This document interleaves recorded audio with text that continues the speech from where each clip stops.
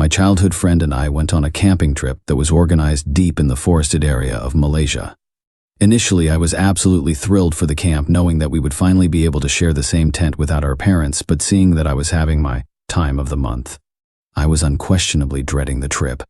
To me, and I'm sure a few others, being in a forested area while you're having your time of the month just isn't a good equation. We left Singapore in the late afternoon and reached the camping grounds around midnight that same day. I was exhausted from the drive and having back pain. All I wanted to do was to go to bed. Our camp advisor briefly briefed us for a short while and sent us off to the registration area to collect our items and off to our tents straight after. Our sleeping quarters was located on top of a hill on the right side of the road, so we had to climb an extremely steep flight of stairs to get there, while the activity ground, canteen and registration area was towards the left side of the road. We reached our tent and slept peacefully for the first day. On the second day, that was when things started to get a little weird. I was feeling uneasy for most of the day, especially when I'm alone. Eventually, I passed it off as me being overly emotional, seeing that I was having the time of the month. Around 7 p.m., the sky started to get extremely dark, and my friend asked me to accompany her back to our tent to take something. Seeing that it was already dark, I wasn't about to ask her to go alone, so I went and accompanied her. As we were walking across the road and towards the staircase, that was when I felt it again. That uneasiness, and it was stronger this time round. I decided not to voice it out as I didn't want to scare my friend. She was walking in front of me, and I was at the back as the staircase only allowed enough for one person on each step. As we were climbing up the step, I felt a presence on my right side. My breathing started to get shallower, and I immediately knew that something was definitely wrong, and that we were being watched. By who or what? I didn't know. I kept my cool and kept my sights on the staircase. Slowly, my peripheral vision started to grow dark, and the right side of my body felt hot, and the left cold. I could feel someone breathing down on the right side of my face, like whoever it was is just a few centimeters away from my face. Out of the blue, my friend stopped and she turned around. She screamed, "Lie, there's something beside you, there is something beside you." Right after she said that. Immediately, the feeling of being watched left me, and I turned and saw the plants moving slightly as if someone had just left the scene in a hurry. There was no wind at the moment even to debunk it, so I turned towards my friend and asked her to move and make her way inside our tent without saying anything else. Once we were inside the tent, she kept on repeating that she saw something while we were climbing the stairs. I tried to calm her down, but what she said next sent chills down my bones. Lie, there was something there. I saw it. It was huge, black and perched on top of a rock. It had red glowing eyes and it was staring right at you. I told her that I know. I felt it, but knowing that this is a forested area, I decided not to acknowledge its existence. Thank God our tent mates showed up a few minutes later. We left our tent after taking what's needed for the next activity and went back to the activity ground. But as we were climbing down the same staircase, I realized one thing. The rock that my friend was talking about wasn't their story too. In the heart of a quaint little town, nestled between dense forests and misty hills, there stood an old abandoned mansion. Its darkened windows seemed to stare out into the night like empty eyes, and the creaking of its ancient timbers echoed through the surrounding silence. Legend had it that the mansion was once the home of a wealthy family who mysteriously vanished without a trace one stormy night, leaving behind only whispers of their tragic fate. Locals avoided the mansion, believing it to be cursed by the spirits of the departed family. One fateful evening, a group of adventurous teenagers decided to explore the abandoned mansion, drawn by the allure of its eerie reputation. Armed with flashlights and nervous laughter, they cautiously entered the decaying structure, their footsteps echoing through the empty halls. As they ventured deeper into the mansion, strange occurrences began to unfold. Doors slammed shut behind them, trapping them in narrow corridors. Shadows danced on the walls, seemingly alive with malevolent intent. Whispers echoed through the air, chilling their bones with unseen presence. One by one, the teenagers disappeared into the darkness, their screams swallowed by the oppressive silence of the mansion. Panic-stricken and desperate, the remaining survivors searched frantically for a way out, their minds clouded with fear and dread. But the mansion seemed to have a mind of its own, twisting and shifting its labyrinthine corridors to confound and ensnare its prey. Each room they entered was a new nightmare, filled with horrors beyond their wildest imaginations. In the end, Only one of the teenagers managed to escape the clutches of the haunted mansion, his sanity shattered by the horrors he had witnessed within its walls. As he stumbled out into the moonlit night, he vowed never to return, leaving the mansion and its dark secrets to fade into legend once more. But the whispers of the abandoned mansion lingered on, a chilling reminder of the darkness that lurked just beneath the surface of the quaint little town. And though the mansion stood silent and still, its ghostly inhabitants watched and waited for the next unsuspecting soul to wander into their domain. Story 3. I live in Southern California but had traveled to Connecticut with my boyfriend for his close friend's wedding. The last night we were in town, we decided to drive to Massachusetts, a state I had never been, to visit another good friend of his. Everything was going well that evening. Good food, good people, good conversation, etc. Sometime late in the night after most people had left or gone to bed, I had quickly jumped back into a big comfy chair, completely forgetting said chair was sitting right beneath a wooden staircase banister, at perfect back of the noggin level. While animatedly jumping into my seat, I also apparently very animatedly slammed the back of my skull into said wooden overhang. My boyfriend freaked out, jumped up and grabbed my head while his friend sat across from me with the most stunned look on his face, yelling, "Are you okay?" Now, it's important to note that I have an incurable disease that causes chronic severe pain, so my pain tolerance is very high. I thought they were being dramatic and brushed them off. After all, I wasn't really in any pain, and the only thing startling was the sound of my hard skull making contact with a hard wood. I assure the guys I'm fine, and we continue on in our conversation about virtual reality and the potential future for virtual reality, and I forget all about my little bump. Now, at this point I've been traveling for a week. I'm exhausted and it's late at night, so things often get fuzzy for me when that happens. During the course of our conversation, I remember having some very good arguments in regards to possibilities of future AI reality. In the beginning of the conversation, I was really getting my point across to the guys, but at some time during the course of an hour, I began having trouble expressing my thoughts. And our friend even pointed out that he thought I was confused about what I was explaining at one point. Okay, no big deal, it's super late and I should probably be getting to bed anyway. Our friend sees himself to bed, so now it's just my boyfriend and myself hanging out. Let's go to bed. I am really tired and out of it, I say to my boyfriend. How about we play a game of Battleship on my phone first, he says while looking at me slightly leery. I was really exhausted and knew we had a plane to catch the next day, but Battleship was a special thing between us, and I couldn't really say no to one game, could I? So we're playing Battleship and I'm winning. What? I never win this game?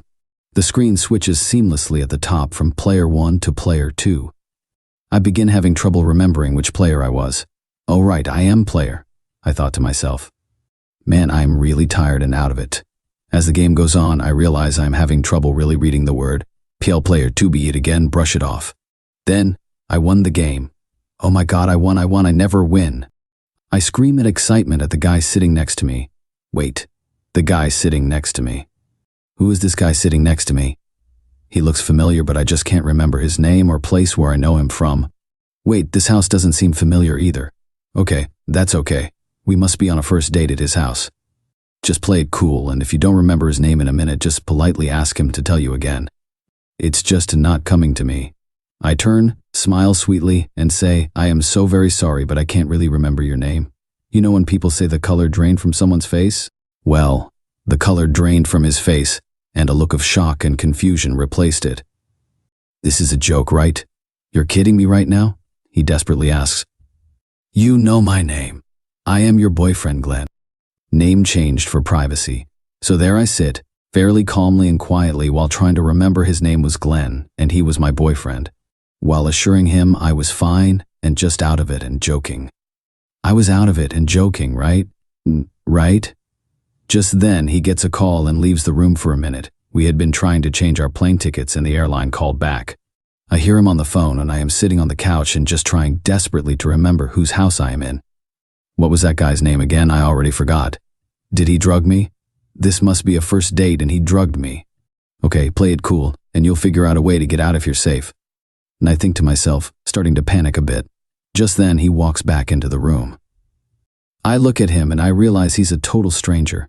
He looks back at me with a worried look, still on the phone, and rushes over to the couch to sit next to me. I'm so sorry, I really can't remember your name, I say again. The fear returns to his face. Well, what's your name? He asks me. My name? What is my name? Aaron. You're Aaron. Aaron Ramona. Not my real last name. Preppy, he says, more than a little upset. Where are we right now? He continues. Okay, yes, I have definitely been drugged. Who is this guy I am with? What house am I in and how did I get here? He's holding my hand when I look up and feel that ever-familiar burn of tears filling my eyes while I gulp in a panicked breath and finally admit out loud. Again, I am so sorry, but I think something is really, really wrong. Okay, full-blown panic mode. I said it calmly, but my shaking hand and his definitely betrayed my calm exterior. Babe, you hit your head and I think we need to take you right to the hospital. Now, remember how before this, when I hit my head, we were in the midst of a very deep conversation on virtual reality? Oh my God, I knew what was wrong. I was in a virtual reality simulation and I've completely gone off my rocker.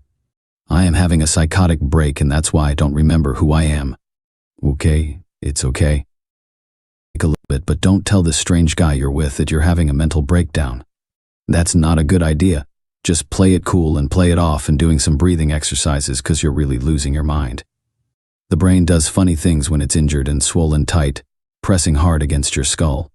After asking Glenn the same round of questions 5 times in a row where I could only tell you my name because he had told me, and he didn't tell me my middle name, so who knew what the was, he decided to wake up his friends, who I also did not recognize, who also answered my same round of questioning, and some way, somehow, convinced me to go to the hospital with only slight resistance. Again, I was convinced I was having a nervous breakdown and I didn't want to embarrass myself at the hospital for a silly little anxiety attack. But okay, fine, I'll go. So they helped me get dressed, put on my shoes, and in the car we go.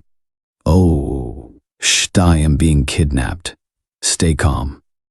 We arrive at the hospital. I still don't know who I am or where I am or really even who this guy is. He seemed trustworthy and I thought I knew him, but I still couldn't place him. Oh no, he's crying, he's hurt. I'm crying. What's happening? Forgetting the entire situation all over again, I drew the conclusion that something was wrong with him and that we were at the hospital to get help for him. Why was no one helping him? Ah, silly me. Ouch. Oh my God, my head is throbbing. I think as I am sitting in the waiting room, watching this strange guy fill paperwork out, still trying to wrap my head around everything. And here's this guy, who I am sure I know, but I can't really figure it out.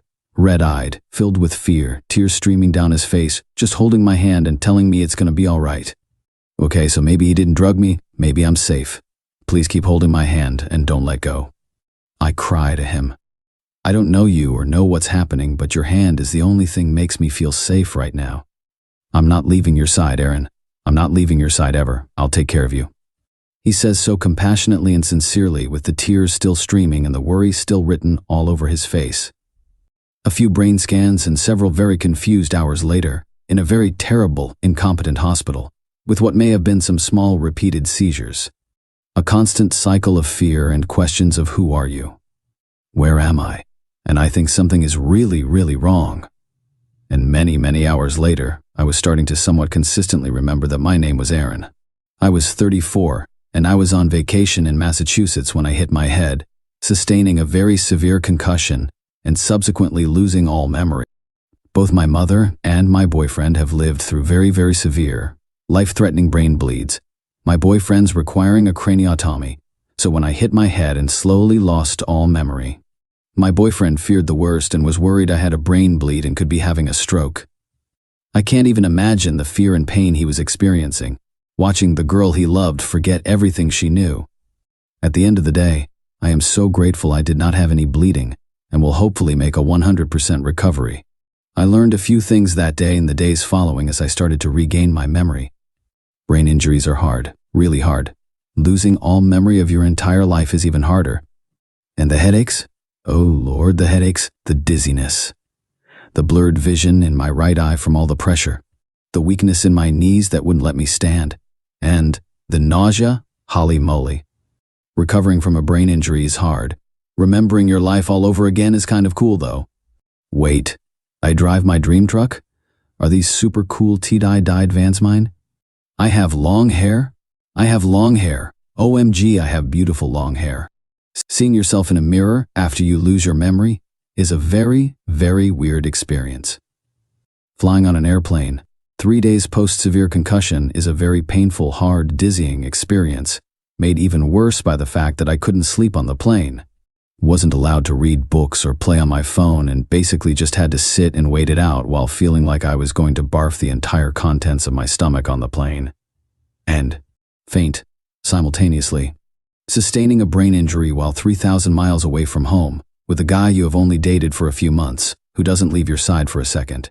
Takes care of you for days on end, bringing you endless glasses of icy, icy water, my fave. Holding your hand pretty much every second of the day to keep you somewhat grounded in reality. Rubbing your back while you're crying, and your body shakes uncontrollably. That, my friends, is love. And that man is what you'd call a keeper. Nothing like a serious medical scare to solidify a newish relationship. I may still get confused here and there and forget some things I shouldn't be forgetting, but one thing I know for sure. I'm keeping this one for life.